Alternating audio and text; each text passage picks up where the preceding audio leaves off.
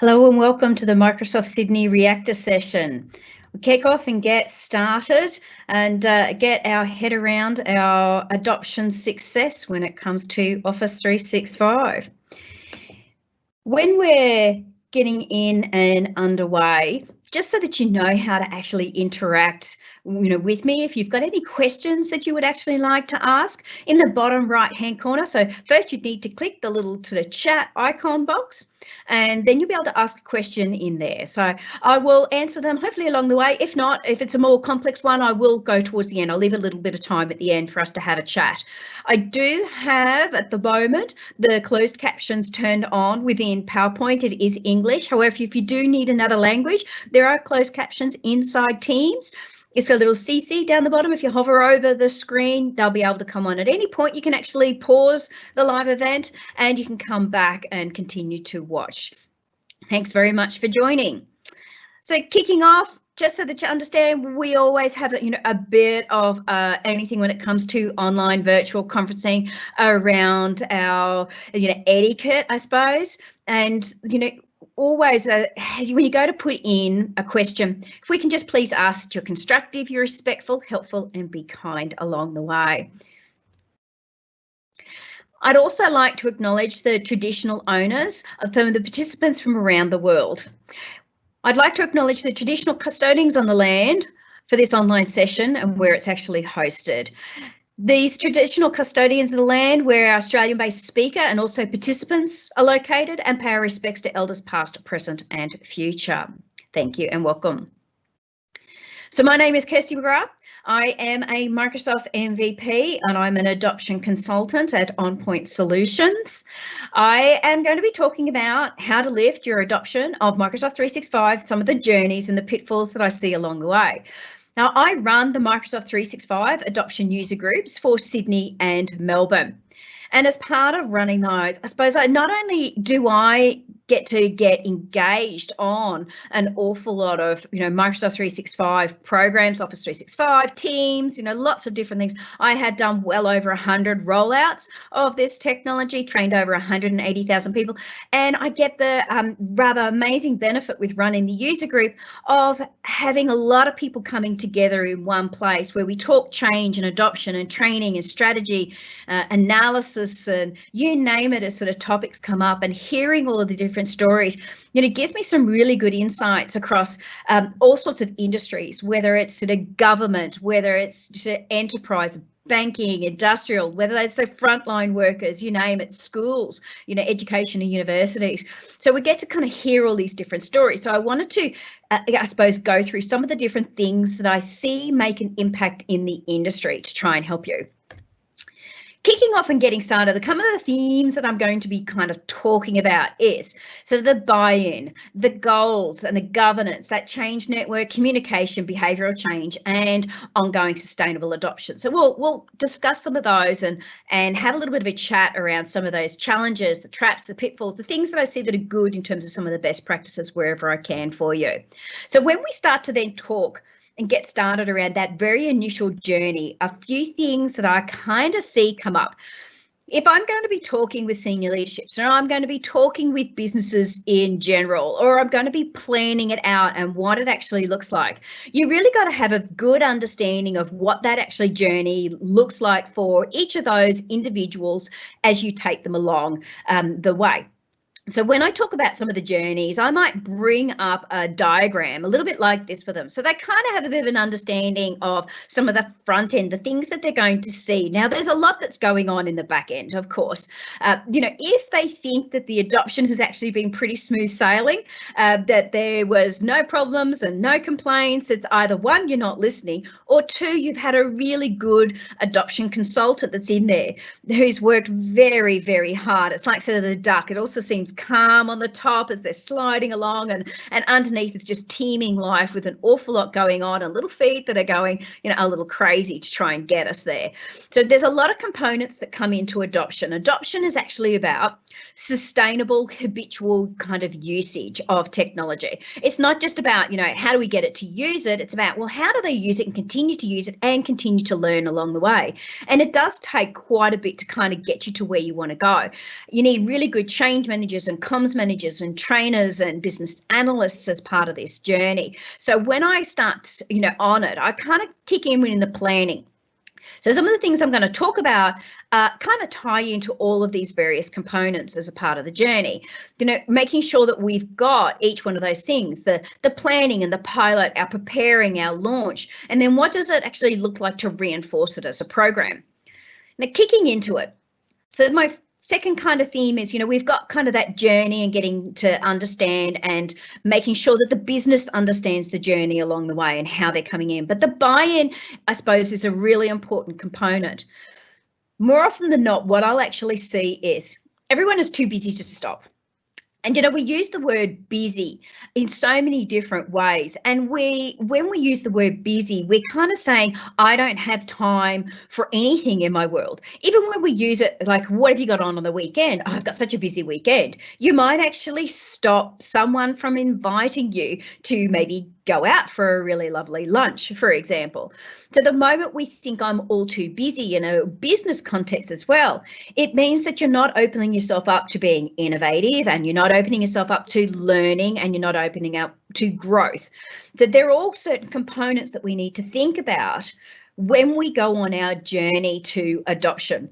Because if we don't stop for a moment to actually learn, we're not going to speed up something, whether it's a process, whether it's, we kind of got to slow down to speed up. There's some really good sort of military sayings around this, that, how do they learn to use a gun? Very slowly, but they start slowly and they pull it apart, and then they slowly put it back together and pull it apart, and then they get faster and faster and faster, and they can literally pull it apart in seconds. Now, they learned that, but if they didn't stop for a moment, they wouldn't know how to do it. And the same comes with productivity, and the same comes with adoption as part of the Microsoft 365 journey. First, we've got to stop. So senior leadership often have to give permission, and as part of your culture, to be a learning environment. You've got to have permission to be able to slow down, to speed up, because we can certainly get you there on the journey. So when I bring in the likes of senior leadership, the very first thing that will happen is I go, well, what does your vision for this, technology look like? Because you could use any tech, really. Seriously, in the scheme of things, there's so many different tech that you could actually use. So when I'm talking tech, it's like it is just a tool. Really, I want to go, well, what do you want from your people? What are the processes you're thinking about changing?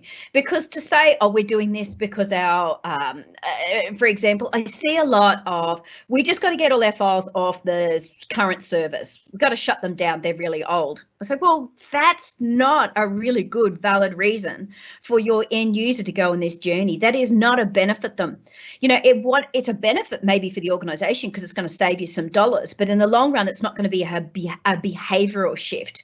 So, I see this an awful lot. So therefore, they can't communicate, and the senior leadership can't communicate a good vision for the business.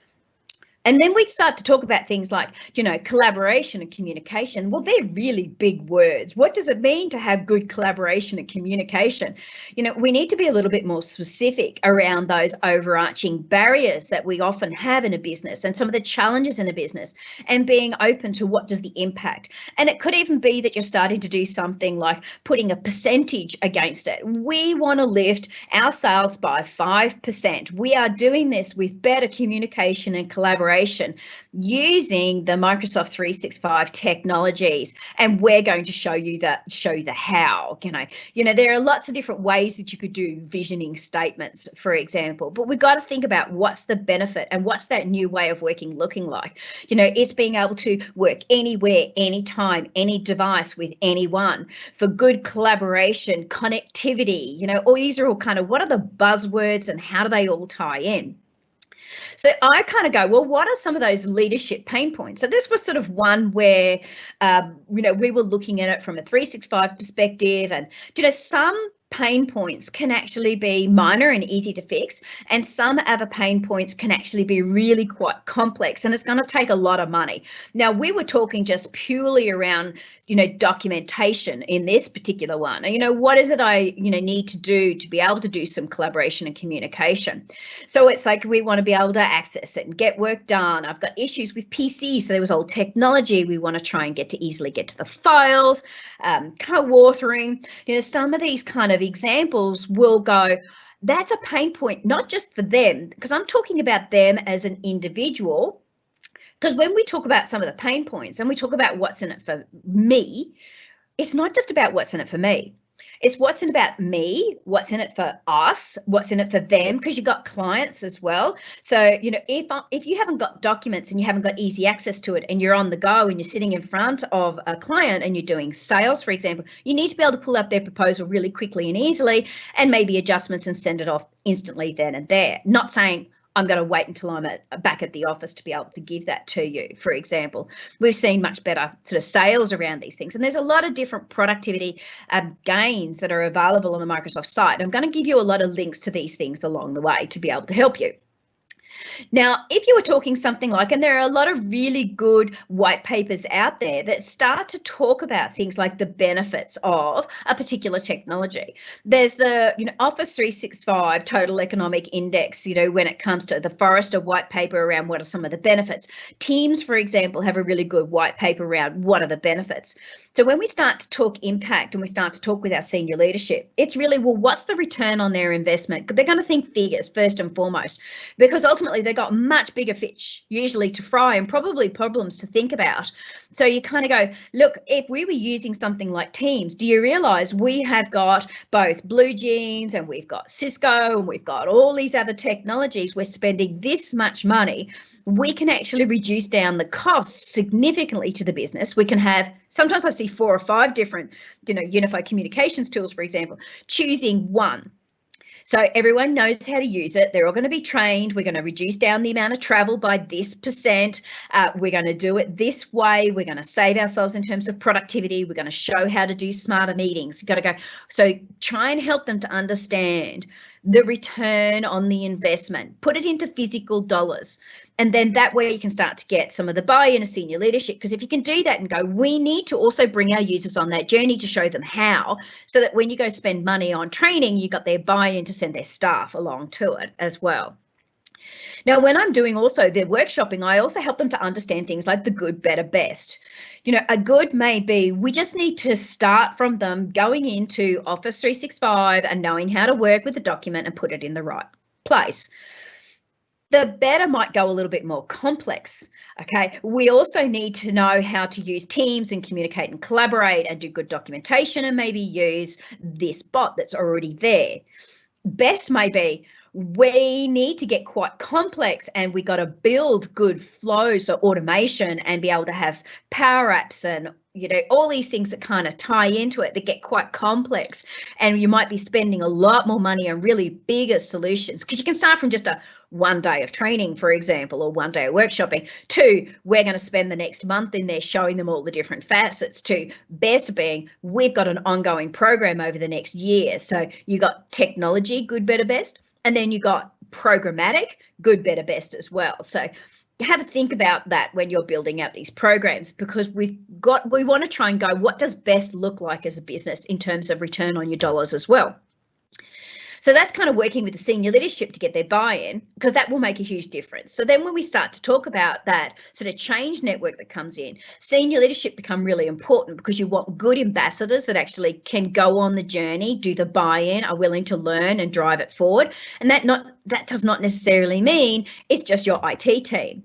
So some of those people that might actually come in as an adoption enabler are, you know, your executive sponsor. Now, when I often see an IT individual as the executive sponsor, and, you know, God love IT, believe me, they make my world go around. However, they do not make the best executive sponsors. They do not make the best change teams to drive this forward, unless there's someone specific in there that's, you know, very change orientated and do more than just the IT functionality. We want an executive sponsor that, you know, for example, when we're talking IT, and I see this happen quite a lot, you know, with, say, for example, it's the HR team, and they want to turn around their orientation programs, and they want to turn around the onboarding experience, and they want to make sure that the culture actually shifts to some new ways of working. To have an executive sponsor over in IT to drive forward for the whole business, something that's very HR initiative kind of driven, does not actually kind of work when it comes to a cultural shift. So you've got to have the right people in based on the scenario that you're going to drive forward, because when you're doing your visioning exercise, you want to make sure you've got a really good scenario that's actually going to get some buy-in. And that scenario then needs to have a really good executive sponsor to go, I'm passionate about what we're trying to do with this new way of working. And if it's going to be sales, then make sure it's a sales executive kind of sponsors, depending on what you're trying to, enable in a business. We then have people that are like shepherds.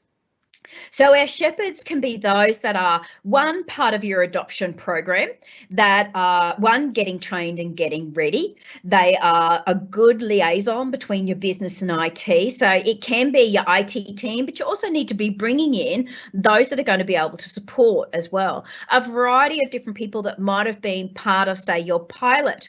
A lot of times I see a pilot, and it happens way too often, unfortunately, where I've had a pilot running and they go, the pilot's finishing and a week later we're going live. And I go, whoa, hang on a second. But what happens if something is going wrong in the pilot?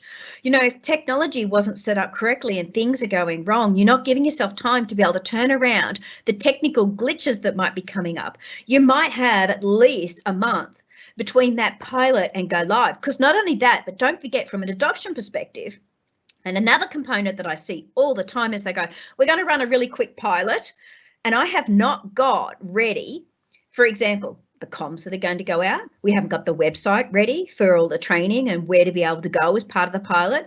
They've done a pilot where it's choosing different people across the business, but we're talking about good communication and collaboration, and the people that are across the business have got nothing to do with each other. And if they've got nothing to do with each other, then how are they going to have a good pilot to be able to test the features and functionalities? So if there was something wrong with the comms plan and people were confused, or there was something wrong with the training content, or there was something wrong and we didn't have enough champions, we need more time to be able to bring more people. We need more time for the help desk. We need more time for the technology. Give yourself some space to be able to ensure that your shepherds are actually ready to take your organization on the journey with a full formal change management program. Your champions. Now, I'm going to drive into the champions, and they are a really heavy component that I see go wrong all the time. Champions are just not nurtured. And I think it's a really sad state of affairs, because they are ultimately the people inside your business that can be there long after the likes of someone like myself, who is a change adoption specialist that might be there, or we build a change and training program where you bring specialists in that might be external to the business. They are the ones that are going to be there long afterwards. Now, I see it where it is, an IT team is spun up, it's just purely around rolling out adoption. It then gets shut down at the end of its, couple of months, 3, 6, 12 months, whatever the case may be. 365 does not stop in its journey. In the month of, 1 month, we can have, over 30 different updates across the technologies just in a month. Who actually communicates that consistently, ongoing? Who learns consistently and ongoing? How do your change champions, get the information that they need to make sure that they're ready to support the business? So when I see a change champion program, a lot of times I've got people who are coming in that have been voluntold, and they will come into a room with me. And I had one not long ago where it was a lady who, and I ask around, why are you in as a part of being a change champion? We're going to spend, and not just an hour or two with them. I'm going to spend a minimum 2 days with the change champions, and I'm going to show them not only the technology, but the benefits, the scenario-based training, and what that actually looks like to be involved in a scenario, because it's no longer just about one technology. So when they come in and I spend 2 days, I actually show them the whole of the technology. What is the capability? Because 365 is so very interconnected. Now, when they come in and they've been voluntold, more often than not, they're not the yes person within the business. They're not someone that's that trusted advisor that's sitting beside that you'll go, hey, Jane, for example, or Peter, how do you do this? You did this the other day, or you're in the training. Do you know how? Or I can't work this out. And they go, yeah, sure. And because it's on the top of their head and they know how to, they can kind of rattle it off really quickly. They're the learners and the innovators in the business. They're the ones that will shift the processes. They're the ones that are going to be ready. And unless they understand the technology, they're not going to help on the process journey with the new tech. And they're not going to be there as the yes person within the business to be able to help someone else beside them. So the moment they're voluntold, and I see it all the time, where it goes out, and the senior leader, he's going to turn around and say, oh, this person, Mary, has got time at the moment to be the change champion. I'm sending her to go be the champ within the business. The moment she's walked out of the training, she's shut down. She really is not interested in being able to help others. I've got too much to do. They think I've got nothing to do.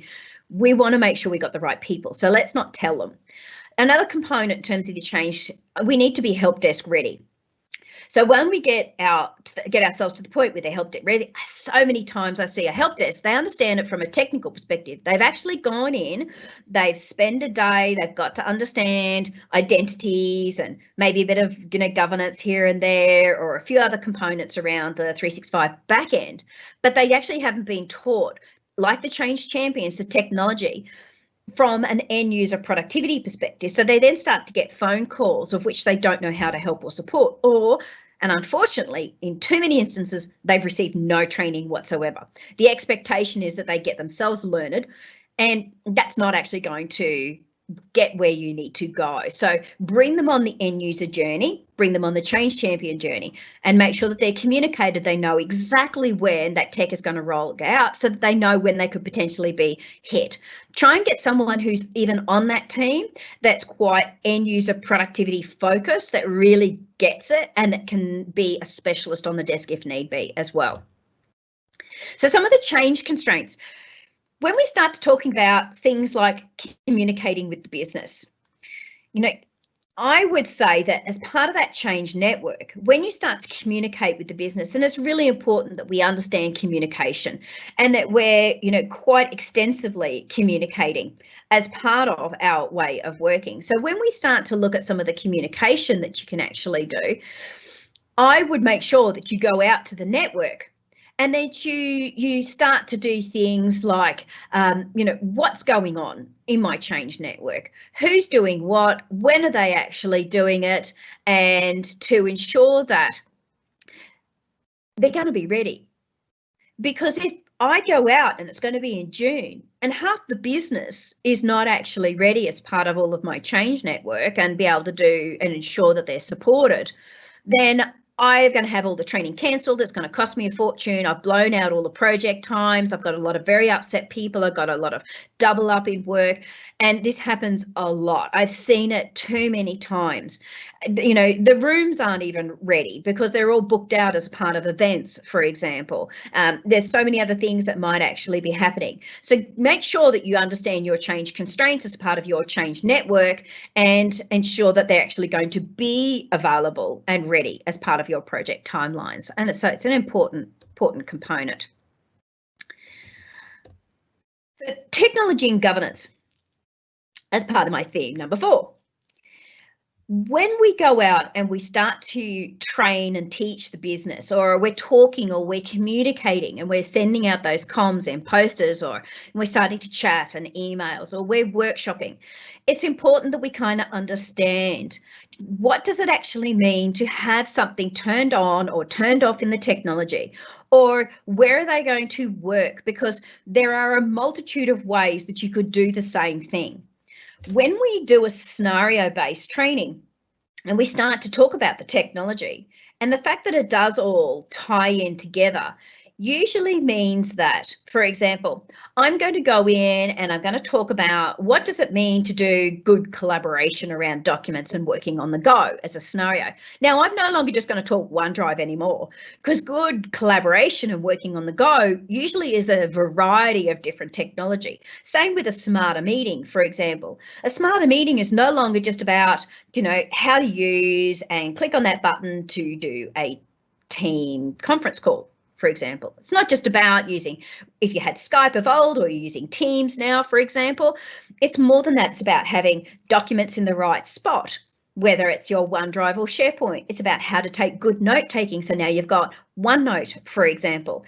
It's about Outlook and setting it up with all of the right settings as well. It's about Planner and task management with something like Planner, for example, and using to do to keep on track of it, because it all becomes down to you as an individual as well as planner. So now we've got a ton of technology that actually makes a smarter meeting, let alone the behaviors that make a smarter meeting. So when we start to think about, we bring all that technology together, I see a lot of fallover when it comes to where am I going to put my document now? And often we haven't thought about the realistic side of how complex this can actually be for an individual user on the journey. So, I have it all the time. I get so many people frustrated in the classroom with me because they just don't know where they're going to put their document now. So they start to put it freaking in every single repository. They're putting it now here and here and here and here. So be really clear around the expectations of the business, give them good guidance, and make sure that you're turning things on around governance. Now, there's a lot around governance when it comes to the technology. Are you going to turn off external party access to your environment or not? Personally, I don't recommend it. You have much better control, because what happens is you end up with all this shadow IT where they just go around you as it goes around you. Frankly, they find another way to be able to do it. And frankly, when you're turning off external collaboration on the likes of SharePoints and OneDrive and Teams, for example, they just email the document out anyway. You've just lost control of your document, which you could have had with the likes of SharePoint, where you can revoke access with just the click of a button to go, you don't get to share this anymore. So, think about these things as part of the governments. Can they create their own team, or are they got a free-for-all as a part of it? Now, be realistic around that technology and the journey when it comes to training, and make sure that you communicate this. And I see it an awful lot where people's expectations when they come into, say, a classroom, they think that it's all going to be very clean and neat, and that they're ready to go. So one of the tips I would say is show them and talk to them about the fact that you're going to have a bit of a complex transition. Yes, you're still going to have potentially your shared drive, maybe your old SharePoint, for example, or other technology like your Trim or your PDMS or EDMS or whatever that looks like. And we're moving to a new way of working, which is going to be purely around, SharePoint and Teams and how to use it. But until such stage, are you turning it off? Yes, maybe put it to read only, because what's going to happen is they're going to fall back to old behaviors. And I see this all the time. So what ends up happening is they're putting the document in the shared drive. They're putting it up in the old SharePoint because that's where half the people in the business are still working. They're putting it into Teams, which effectively puts it into the new SharePoint. Okay. And they're saving it to their desktop. So they've now got it on their C drive, My Document, and they've got it in their OneDrive because that's where they started to do the work. And they put it in, and so it happens. And now we've got this complex mess. So turn your old SharePoints and say they're going to be read only, for example. You can still get to it and you can save it to the new, repository. Are they going to be migrating the documents themselves in SharePoint, for example, over to their new environment, and get them prepared and ready and make sure that they know how to do that? Okay, because, it may not be a simple process. It can be a simple process if they know exactly how to, and you don't make it too complex. So be quite realistic around what that looks like as part of your guidance and governance of where they're going to go.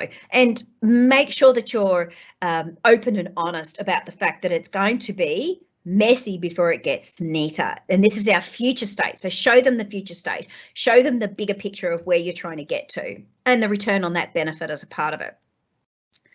So some of the old to new transitions, and this is where sometimes that shadow technology might already be there, or all of a sudden you end up with all this non-integrated, and it may be new to new because ultimately they start to open up because you've turned things off. So be really clear around why you've turned it off and tell them why you've turned it off, for example, and say that this is, and we don't want to be using other technologies, and these are the risks, so that we're compliant for whatever reason, because compliance can be really important.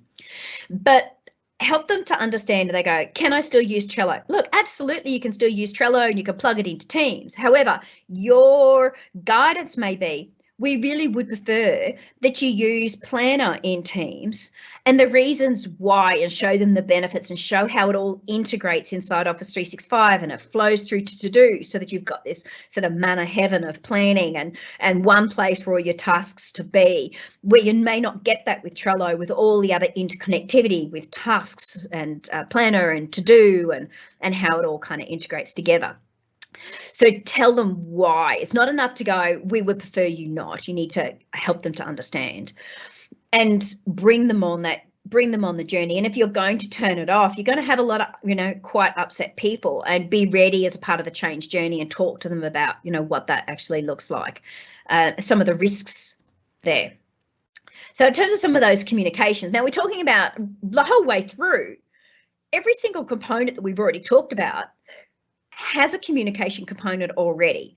I'm going to focus more on some of the tangible, I suppose, outputs that you might actually have that, I've done so many different outputs really when it comes to communication. And the great thing is Microsoft has got a lot of content for you to be able to draw on to be able to do this for you. So when we're communicating, things like, for example, posters that you might put up around the place, and be careful, because I've worked in businesses recently when we were saying, what are the different communications that we need to do to ensure that all of the business know.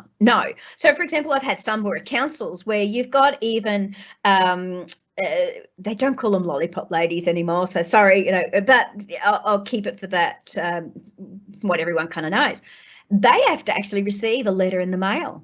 They weren't actually online. They didn't have devices that were tied into the businesses. They didn't have a business email address. So something had to go out to tell them, we want you to join into the new Yammer network so that we can start to communicate and chat and talk, or a Teams network, for example, and how you can do this and what that actually looks like. And we want to bring you on the journey just with accessing through a mobile number, for example. So you've got to think about all the components. And so the one organisation I was looking at, they went, please do not put up another poster. You literally walk through the hallways and it's death by poster, and there's so many in there, it wouldn't pop out anyway.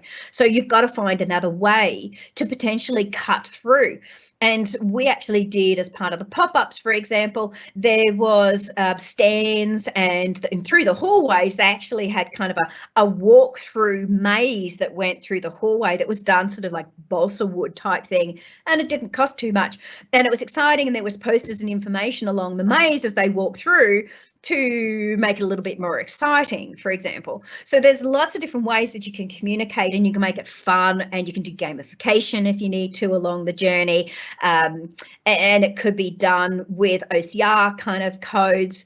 Those are sorts of things with the QR codes that they can go and scan using their mobile phone as part of a fun game. So there's lots of ways to be able to do it. You can do things like digital signage. This was one where, in our sessions, we were bringing in donuts for everyone that joined the actual session to try and, get them to come in. Loved it. I mean, make sure you've got way more than you think, by the way, because if you're going to bring in donuts, you're going to need an awful lot. We ended up literally thousands more than we thought we did. We didn't realize how popular it was going to be. Popcorn is another really popular one, because I tell you what, that smell permeates right through the business. So if you're going to be doing sort of, pop-ups type thing where you're going to innovate. Now, when you're going to do something like communication, you want to make sure that there's every possible way for them to understand what's coming down, because we don't want them to go, I had no idea. We had things like invites, for example, emails. Emails will still need to go out. They're still going to need to be there. So there's so many different ways. Now, Microsoft actually have, and I'll come back here, up the top there, the Office 365 Communications and Training Guide has got lots of different comms, emails, and hints and tips, for example, as ongoing. We're on the journey. What does it look like? So emails that you can actually send out that are preset templates to be able to work with. The T-2, 5, 1, for example, and then +1. And so there's lots of different things that you can kind of work with to help you on that journey. So some of the things around behavioural change that we want to have. So when I bring the change champions in and we start to talk training, and we want to make sure that we've got a network of ongoing, help for them, or the business, and that we want to bring them on the journey, I will usually start from something like this. Do they even know what Microsoft 365 or Office 365 actually contains? And I kind of get this whole, wow, that's too big and busy. There's too much information there. We don't want them to know that. We're just focused on one thing like Teams, for example. And I go, but hang on a second. Teams is a pane of glass that literally sits right over the top of all of this. And the moment they go and log in to Office 365, they're going to see all of this technology anyway. It's literally there. There's all these little icons running across the whole of Office 365 when they log in, and they're not going to know what any of that means. Now, I'm not saying they need to actually be taught everything here and now. What we want them to do is be curious about the fact that there's so much more than the core things that we're going to start with as a program. You know, what are some of the things that can be really good, I suppose, gateways to Office 365 as well? Teams is a really good gateway. Then you've got something like OneNote can be a really good gateway in terms of note taking. Yammer is another brilliant gateway in terms of getting underway. So they can be that, and then just using your OneDrive. So those are those, you know, kind of getting up and running. Now, but Teams is really big. So you've got to be really careful about where you start from in your Teams journey. Are you talking communications? Are you talking the collaborative side of it? Okay, so there's some real depth to it, considering there's a pane of glass that sits over the top of it. So try and help them to understand that there's a much bigger picture than the one that you're starting on, and how you will take them on that journey. So often when I bring up my infographic here, I will then grey out everything that they're not going to be touching on and go, these are things we're going to be focused on for now. So I will do a bit of a, here we are, this is where we're going, and these are the future steps as a part of it, for example. So try and get them to understand, because all these things are so, as I've stated, integrated, that it's very difficult sometimes to separate them, especially when it comes to a scenario and trying to help them to understand how integrated this technology is. In the communication, try and help them to understand, well, what is Office 365? But even more so, go back a step and go, geez, what is the cloud? When 11% of my classroom, for example, having trained over 180,000 people, when they actually don't even really get what the cloud is, and you're saying, we're going on a journey to the cloud, we've got Office 365, we want to try and make sure that we can work anywhere, anytime, and they go, I have no idea what that even looks like. Bring it back to some of the core basics. Help them to understand the security around cloud, and that we wouldn't go to this technology unless it was secure for you. And put it even in emails, for example, and try and help them to understand just what even is the cloud. And I know that I had plenty of people that I go, do you back up your photos to the cloud? And they kind of go, well, I don't know where they're going to go. I don't even know how to get there. And I see it all the time, just even in groups. Like, for example, I might be on a social group online where it's a ton of mums, for example, going, I've got all my photos on my phone and I want to try and print one up, and I don't even know how to get it on my PC to be able to do that. Okay, and you kind of go, do you have a cloud subscription? They go, what's a cloud? Do you have, what's the cloud? I don't get it. It's a bit risky. I don't know where to put it.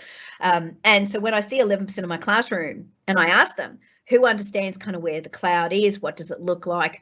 If they don't, what happens is they do things like save their document down to the desktop so that they can work on it, not realizing that when you open it up from the cloud, it's automatically saving anyway. They kind of duplicate it to the desktop and then try and load it back up as a new version. Okay, all little things change the behavior in the long run because you haven't communicated correctly what some of those core components do. And helping them to understand things like that single source of truth with documentation, for example, the why do we need it, how we're going to work smarter, for example, and some of the tech that you might actually be focused on as part of the 365 journey. Now, you may be turning some of these components on or off, and it might be, where are we starting in your communication? Microsoft have a productivity library. So if you're not sure to maybe, often I might do example targeted communication, because if I'm going to talk to, for example, the finance team, I might go, well, how will this benefit the finance team? And I will make sure that I'm going to do sort of training around that scenario that's focused to a particular group of people. So I will go in the productivity library, there is information in there that when I start to build out a scenario, and when I go right back to the very beginning and I start to do scenario-based workshopping with senior leadership to understand the challenges of the business, if they are very sales focused, I might make them go in and have a look at some of the sales scenarios so that when it comes to training, we can make sure that it's pitched to the right audience and that we actually say the right words. So, for example, you know, if it was using their SharePoint It could be when you're on the go, did you realize that you can capture information in the meeting directly in your OneNote, for example, put things into Planner, or you're in Teams? Did you know that you can bring up that agreement immediately on your phone from SharePoint, fill it out, or fill in a form, for example, put in the information, including an email, and it kicks off and sends them a thank you for joining us, or using Office Lens, for example, so that you can actually scan in your business cards, or how do you put receipts when you're on the go in terms of sales directly into a SharePoint repository? Or there's so many different things that you can do. So what does that look like as a scenario? Because we want to make sure that a process is shifted here as part of the journey. Now, train by team. Okay, let's have a think about this. Often I've stopped using, wherever I potentially can, the word training. I often will go, let's workshop it instead. Because when we talk scenario, and we talk about that business unit, and we talk about how they could use the technology, we might be talking teams, for example, but every single team might use it somewhat differently based on the process for the business unit. So if I'm talking good communication and collaboration, for example, I don't want to be bringing in like individuals across different business units into a session where I'm working with them to learn new technology, of which they all do something very differently. And I then become very generic in how they could use that tech. It then doesn't align to a process, which then doesn't give them an aha moment.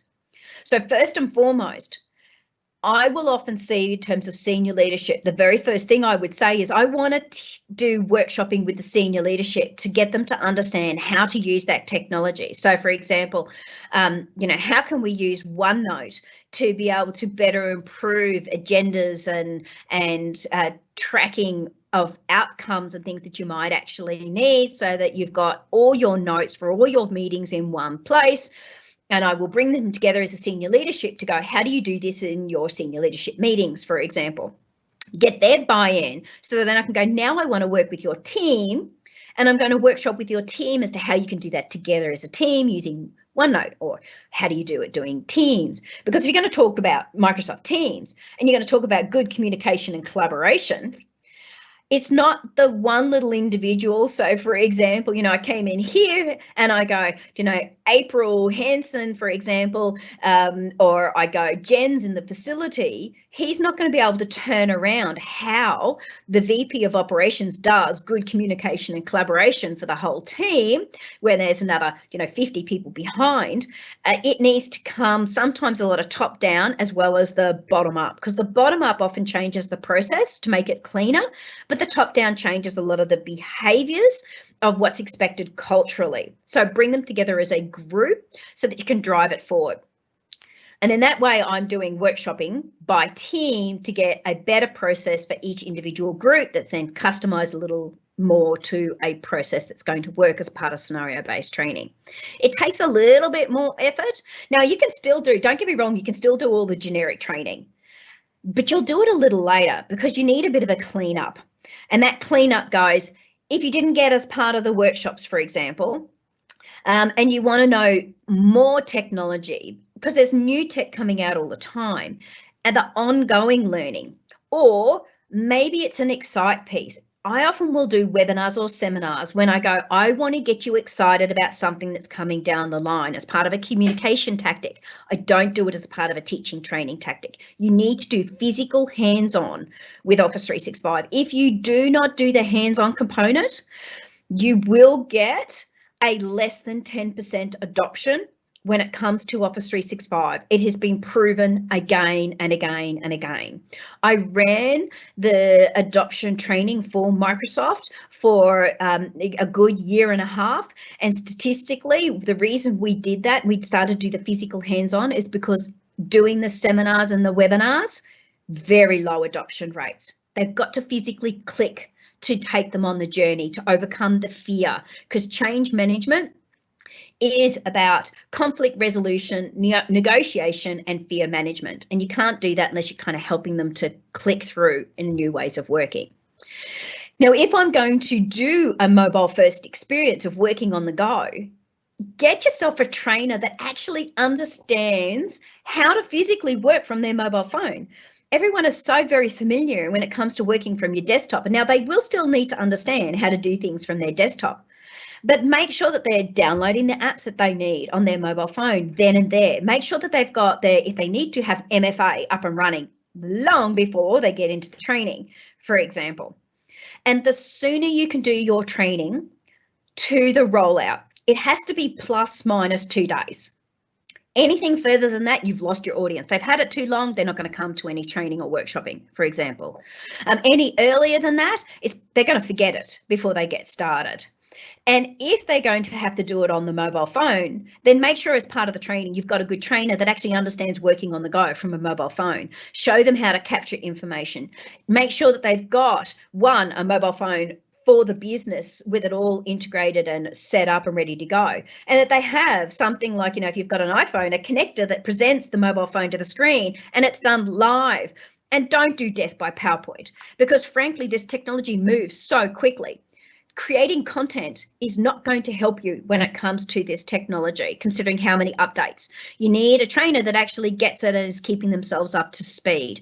Show them live the environment, because it moves too quick. I've had many an instance where I go to click on a button and it's no longer there. And if you've got a screen capture, it's not going to actually help you. It's going to be outdated before you even blink. So show them some of the other ways that they can learn in training. So mobile first, show it on the screen. A second one, an exercise that I will do inside a business is, when I go to do the training component, I will say, for example, we're going to collaborate on a document and we're going to do it together, because you want them to understand co-authoring, then do it as a part of the exercise. Rather than having that piece of paper that's in the room to be able to register their attendance sheet, show them how, as part of their actual physical exercise, whether you're doing it through Teams or SharePoint, for example, they then have, and they can go, and often I have it preset with their name, for example, running down the left-hand side of attendance. Then they'll know exactly where they're going to type. And then it's a bit like a race kicks off, and they put in their email address, their business group, and all these sorts of things. And they get to see all the little icons of them moving across the screen, collaborating together. And, you might have 10, 15, 20 people even in the room, for example, and they can physically see in real life what co-authoring looks like. And the great part about that is that will actually be shared with whoever my administrative assistant is on the back end. And the moment we do that, they've got exactly who attended, and they send an email out at the end of every session going, thank you for joining. And here's 1, the presentation. 2, the link to the feedback, maybe, for example. 3, here's where you go for your learning and training for ongoing. So all these different components can be sent out instantaneously, and they're not waiting days for someone to type it up. And talk about that as a benefit as part of that session too. They love it, because then they start to get the benefit of it. So put in something that's a realistic example, and it's a really good realistic example to actually do is part of the training. Another one that I will often see is they kind of go, we want to take them to the point where they're going paper light. So if you're talking a paper light example, then make sure that right at the very beginning, you're talking workshopping. Sometimes you bring in your change and adoption and that all way too late, and the training and the thought process way too late. They're going, okay, we're ready for training, let's start. It's like, no, when you're even just thinking about going on the journey, bring them in, because more often than not, I get given devices. They aren't touch, they don't have a pen, and they start to talk about going paper light. And I go, well, how are you going to go paper light when, 1, you've not got the ability to be able to do digital signatures on documentations with a pen, for example. You haven't got your OneNote where you're starting to handwrite and can convert your handwriting in OneNote over. You can't do whiteboarding and brainstorming with your device, for example. All these things, so your device can make a massive difference. So whatever device it is you choose, this one here is a Surface, for example, make sure it's the right device, and then physically show them how to use it, how to teach and train in their pen and get it to the right point so they don't walk away frustrated, for example. Get them to understand the devices as part of the journey rather than just handing it out. The best programs that I actually see around the training and devices is they get it rolled out to them, and the very next thing they do after an hour or two, whatever that looks like, with the IT team, walk straight into the training. And I've done this very successfully many times now. It's been the best programs you can potentially actually do. Don't wait. Help them over that learning curve hump by instantly walking into training with their new device, because they're excited. They've just got something new. It's not often that you don't get excited people stepping in, and we've seen some of the feedback around it as the best possible way. So do it as quick as you potentially can. Now, when I will do training, for example, so this is sort of one of the training sessions, it was just sort of hints and tips sessions around the technology, because people will really love to understand the productivity pieces. More often than not, when it comes to the training, I go to where the people are. So if they are doing team meetings, I will go, this is where they're doing the team meeting, and I will join them as part of their team meeting. So wherever they happen to be, if there's an all hands that's going on and it's a great big auditorium, for example, I will go to them as part of the comms, as a part of the Excite sessions, the seminars and webinars, and or training. So I will follow around wherever I can. It takes a little bit more logistically, but we find it becomes a little better, because if I turn around and I go, I'm going to do training at the senior leadership and I'm going to do one-on-ones, I can guarantee you they are going to cancel.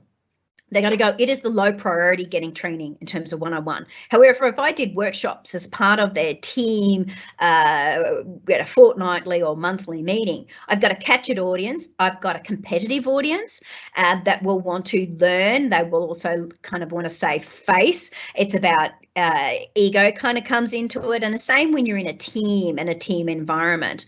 These things go into sort of working with them. So try and find the best possible ways with their devices and making sure that they bring it with them, because if they haven't got their device and they're not physically clicking, they're not going to be on a good learning curve. So some of the self-service training that actually come as a part of it. If it's Microsoft Teams, for example, and there are a lot of different ways to be able to do it, I actually embed it in, and as part of my change champs, for example, and you can do this for the rest of the business, is I start to then go, how are they going to learn? You can set up really good self-service training.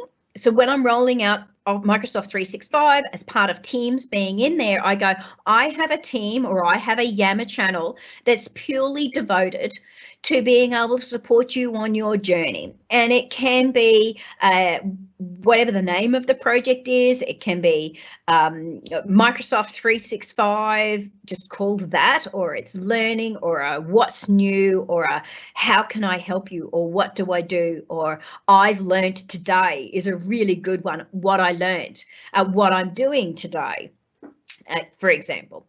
Hashtags, those sorts of things. So as part of the training, I plug it in so they know exactly where they go in terms of learning. Now, often we've got websites that might have it, or learning portals. That's fine. Plug it into here with all of the other components. Like in mine, I have things like the Twitter channels around Microsoft 365 and what's new, the Microsoft blog, for example, a Teams demo, which is a physical click-through Teams demo to help them to learn. YouTube videos that are actually out there for, Office, for example. Then I'll also make sure that they understand down in the very bottom right-hand side there in Teams, if I come over here, I've got a help button, and in there is a ton of training of getting started. I don't need to create content. Microsoft have got it all there for you, for example, around Teams. Now, the same can be said across a lot of the other technology. There's a lot of places where you can teach them to just sort of go fish. Now, the Learning Pathways program, in terms of learning pathways, Microsoft actually have a SharePoint site that's already pre-built with content that you can actually customize and build as part of a learning pathways. It's all their content. You don't need to actually build a completely separate learning environment around it. Now, you might want to do more highly customized, then you might look at some of the other content that's actually out there. If you want, Microsoft have it for you. It's just a SharePoint plugin, of which I've got some further information.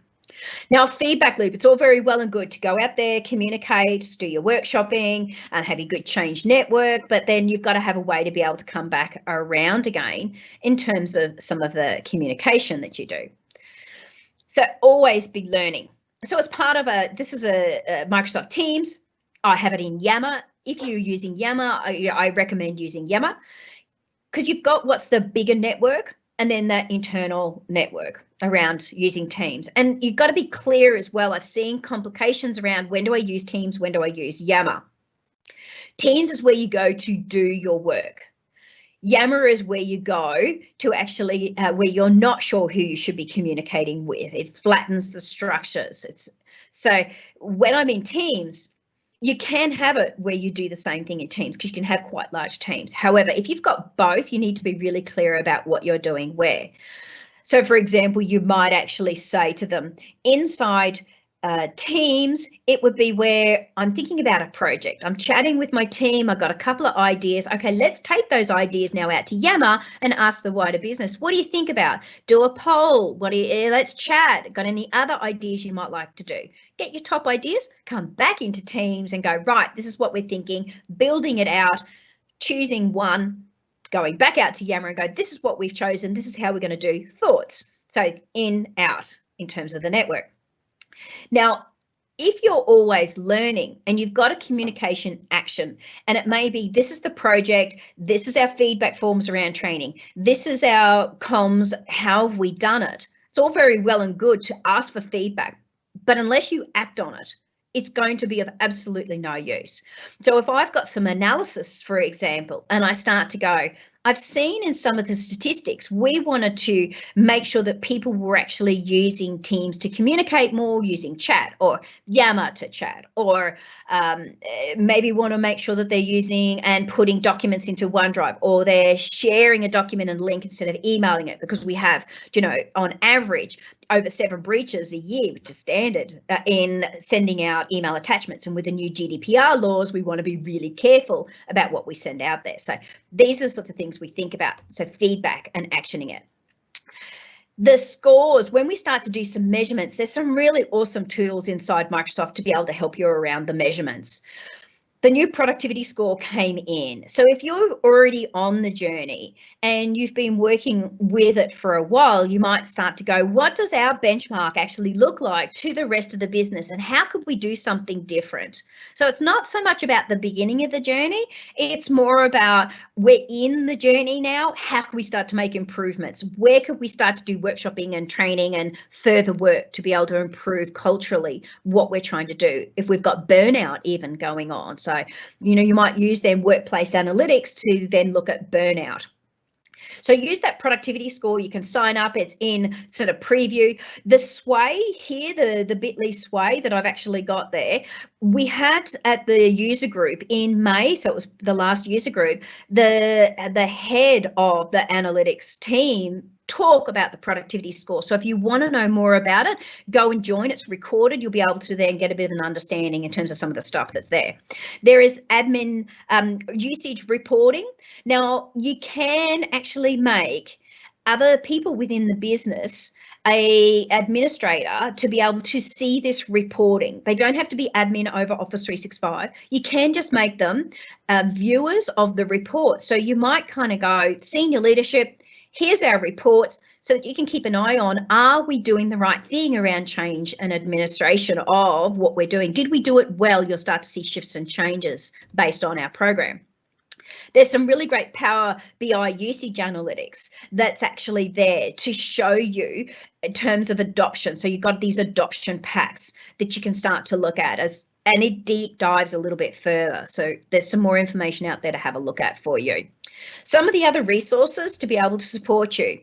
The resources on the tech community at resources.techcommunity.microsoft.com/adoption. If you want to, you can go in there. There are all of the comms, emails and posters and productivity planning, I should say. You've got your Excel spreadsheets about how to do this, whether it's the change network, whether you've got the right change, and it's all based very much on ProSci, by the way, the change piece. So it's all that ProSci methodology as a change methodology is what sits behind all of these adoption tools. So there's lots of really phenomenal adoption tools to be able to take you on the journey. You're not alone. You don't have to reinvent the wheel. Start from some of the Microsoft templates that are there and build on it and adjust them as you need to. Here's the learning pathways, the template and the link. Now I'm going to provide you with a link to all of this content to be able to help and support you. So it's going to be there in a PDF for you at the end of the session. There's resources to be able to learn more. There's a whole success with teams piece and the roadmap. Go to fasttrack.microsoft.com. Lots of really awesome resources there. In communities, if you want to have support, there is a Change Champion program. So if you've got your Change Champs, get them engaged. If you are kind of the champ within the business, now remember it's more than just sort of you've got IT, the help desk, ultimately Change Champs too. Your communication managers, for example, they become part of a Champions program. Get them engaged in the change. It's a monthly webinar that's actually run by Caruana. Out of Seattle with Microsoft. Really awesome program, keeping you up to date. There is the Microsoft Tech community around driving adoption that you can actually join into to be able to support you if you're driving adoption personally within the business. You can always join up at the my actual Microsoft 365 adoption user group for Sydney and Melbourne. We do run them online as well. So if you can't make it in person, they're not yet in person with our current environment. However, we are running them online. So we've got our next one coming up in July. Don't forget, ultimately, you want to make sure that you've got sustainable adoption. What's in it for me? The why, give them their aha moment with training, but reinforce it, go back. Training and the knowledge does not stop with your program and your rollout. It just goes on and on. So you'll have to come back on this journey again and again. If new tech comes out, perfect opportunity to bring people back on the learning journey. Ultimately, because really the value is only going to be realized when people really change the way that they work, and they've got to have a really good reason to be able to do that.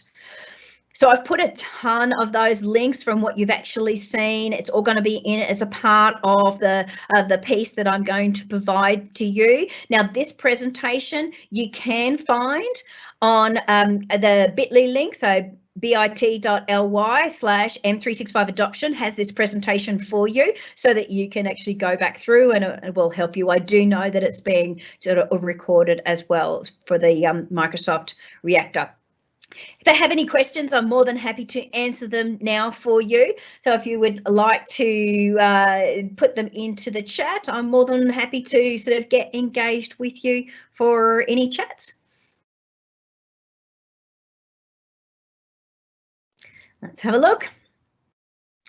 Has there been anything you would do differently when trying to transition a group to Microsoft 365? Okay, so are we talking groups specifically or transferring an individual? Because groups is a component as part of Microsoft 365. And so I'm not quite sure what you're actually asking there in terms of transitioning a group. Happy for you to put in a little bit extra if you like. How long does the workshopping last? Look, that's a really good question, because sometimes the workshops are really short, more often than not, minimum 2 hours. I will try and spend a little bit of time with them. I can do simple 1 hour sessions, depending on what the topic actually is. And you're kind of treating as training, but if you really want to workshop and understand the problem that you're trying to solve, you'll spend the first 45 minutes at least kind of getting a good grip of it individually around the issue, then helping them to learn a new way of working. So it does take a little bit more there. Okay, what do you find is the easiest way to transition with employees who have been used to the older method of sharing and collaborating with documents? We're currently trying to transition some of our longer employees to the cloud, and it's becoming a mess, just like you mentioned. How can we break this cycle to make it easier for everyone? Turn it off. I know you don't like to hear it. If you've got shared drives, make them read only. Turn it off. If you've got old SharePoints, make sure that they can't actually put information or migrate it as a big bang, turn it off. If they've got it and they're saving it to their desktop, you can have it where it's got a known folder move. Make sure it's redirected into the OneDrive and help them to understand why. Because if they don't understand the benefits of it, they are not going to move to a new way of working. They will fall back to old habits. The other thing is you need to reinforce it with ongoing sessions and training and helping them and going back and checking on them, because most habits will actually fall back to old ways of working within 3 months. If they didn't get it in the first place and you didn't do a good adoption program to bring them on the journey, they will fall back to old behaviours. So you really do have to be quite vigilant and make sure that your change champions team keep talking about it as part of your team meetings. Give the senior leaders as part of their fortnightly or monthly meeting, give them some tools to be able to continue growing along the way and teach them and help them to be part of the change network. A good change network will make a difference to be able to break the cycle. But if you did not get your senior leader on board, then I kind of go, well, why as well? Because if you haven't got those guys and the buy-in, it's going to be that much harder. For example, I've seen some where it's a micromanager, and we kind of don't like to call them, but we have micromanagers. And in this current environment, it's making sure that the team are transparent around using planners so that they know exactly what's going on. A cultural component of understanding how to be outcomes based in this new way of working. And to do that, we need to be utilizing the cloud to be able to work on the go. I mean, the one thing about our current environment is a lot of people are being forced down the road of clouds, whether they've kind of liked it or not. But sharing and a culture of trust and sharing, that's a behavioral thing. So start to bring in some behavioral specialists, as might be. And another one I would say is the KPIs of a business too, because the KPIs can make a huge difference. If you're trying to be a digital culture type business, is it actually embedded into your KPIs as part of their way of working? If it is something that they're not actually aspiring to as a part of their everyday work and they're not meeting a specific KPI, maybe not even a KPI, a bit of behavior, then you have to look at, well, what does that actually look like in terms of managing them as an employee? Okay. And not everyone needs to take up the technology, by the way. You're not getting 100%. You'll never get 100% because some just don't need it. That'll make a difference. Yes. Okay. Any other questions that we might have?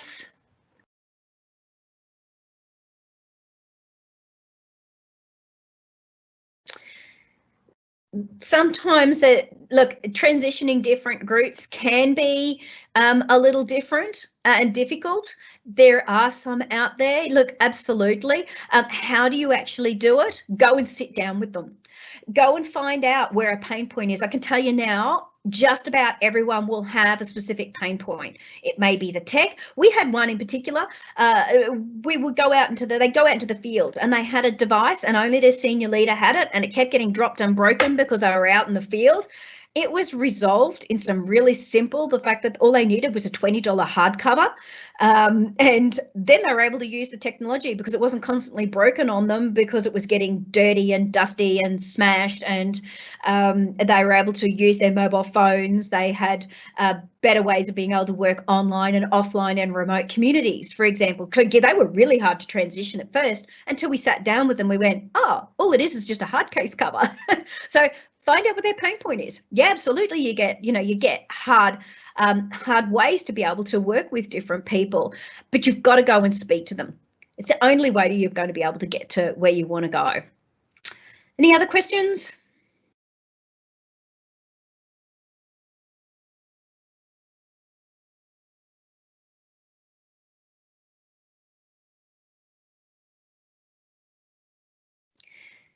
If there aren't any other questions, I will be online for a moment. I can continue to sort of answer a few questions. If not, really appreciate you joining. I hope you've actually enjoyed the session, and you've got the recording there. Don't forget you've actually also got the presentation for you to be able to go back. You can connect with me at any point. If you join us on Twitter, you've got me at Kirsty McGrath 13, plus there's the adoption user group, so we push out a lot of really awesome content through MC365 adoption, keeping you up to speed in this space. Connect with me on LinkedIn. It's got my email address there, so feel free to have a chat with me at any point. Okay, thank you, everyone, and I look forward to chatting with some of you again sometime soon. Bye all. Thank you for that, Kirsty. That was really great. I've also linked your M365 adoption meetup in there as well for everybody. Brilliant. Thank you. Not a problem. And so I also just quickly wanted to take there you go. just everyone through some of the upcoming events at the Reactor and where you can leave some feedback as well for the session. Yep. Let me just get that up on my screen. There we go. So as Kirsty mentioned, this session has been recorded. You'll be able to find it on our YouTube channel, which is just up here in the link. I also posted in the Meetup event page as well, so you've got easy access to it. You can also find us on Twitter at MSFT Reactor. If you've got any questions as well, you want to email us, our email address is right at the top, reactorsid@microsoft.com. So a few of the events we have coming up, we've got one tomorrow night on MLOps using Azure Machine Learning. So this is going to be run by Anath, who is a lead architect in data, AI and IoT at Microsoft. So this will be quite a demo heavy session to talk about, the new Azure ML services capabilities. So that'll be a great session to attend. We've also got another one next week called Virtual Quizzes and Community Engagement with Power Platform. So this is going to be run by two MVPs, Alice and Amy. They've created a pub quiz app using Power Platform due to the current situation that we've been in and people haven't been able to go out and socialize. They've brought this to life, so they're going to deep dive into some of the tech that they've used as well for this. And we also have a session on build AI bots for the next wave of computing with bot framework composers. So this is going to look at deploying bots to Microsoft Teams, Facebook Messenger, and some other channels as well. If you do have some feedback on this session, we'd love to hear from you. I'll pop the link in the chat. Please make sure you enter the event code 7699. But yeah, so thank you everyone for joining. Thank you to Kirsty for presenting today. It was such a great session. As I've said before, if you do want to find out more, Kirsty will share the PDF, and not only that, follow her Microsoft 365 adoption page for more information. But yeah, without further ado, I think I'm gonna let everyone go, get some time back, and we will speak to you again soon. So thank you everyone, bye. Thank you.